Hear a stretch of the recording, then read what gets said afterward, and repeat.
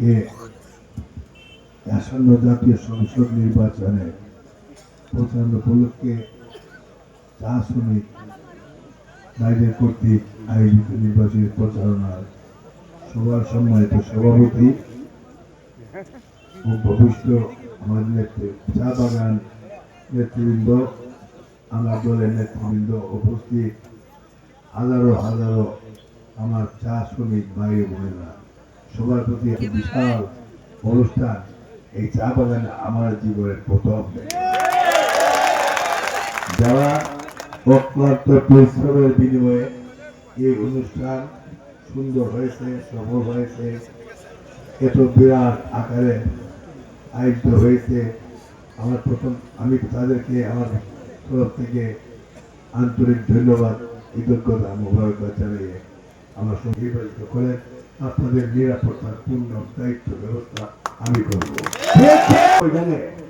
আমার চেয়ে বাগানের শ্রমিকের সমস্যা অন্য কেউ জানার কথা নয়। বাকি যারা মানুষ ঘর জামাইয়া লোক আমার চেয়ে বেশি জানার কথা নয়। কাজে আপনাদেরকে বলি, আপনাদের বিকাশ সহ জমি জানা দখলে যেটা আছে সেটার মালিকানার জন্য আপনাদের পক্ষ হইতে আমি প্রার্থী দেখতেছেন ফয়সাল সাহেব, আপনাদের অভিভাবক, আমার পিতা, ওনার কনিষ্ঠ সন্তান, ওনার ছোট ছেলে।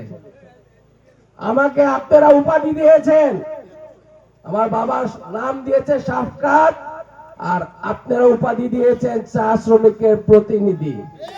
আপনারা জানেন আগামী 12 তারিখ সংসদ নির্বাচন, সেই নির্বাচনে আমার পিতা সৈয়দ মোহাম্মদ ফয়সাল বাংলাদেশ জাতীয়তাবাদী দল থেকে ধানের শীষ নিয়ে নির্বাচন করছে। আপনাদের কাছে চা শ্রমিক ভাই ও বোনেরা বিনীত অনুরোধ করছে, 12 তারিখ চা শ্রমিকের যেন অন্যদিকে না যায়। সবাই প্রত্যেকটা ভোট জানে। আপনারা কি আমার কথা রাখবেন? আমি কথা পিছের থেকে পাই নাই, রাখবেন সবাই? নেতৃবৃন্দ প্রত্যেকের সাথে চাঁদপুর বাগানে কয়েক সপ্তাহ আগে মিটিং করেছি। সেই মিটিং এ আপনাদের পঞ্চায়েত সাবেক বর্তমান এমন কেউ বাদ নাই কোন বাগানের। প্রত্যেকটি বাগানের নেতৃস্থানীয় ব্যক্তিরা উপস্থিত ছিলেন।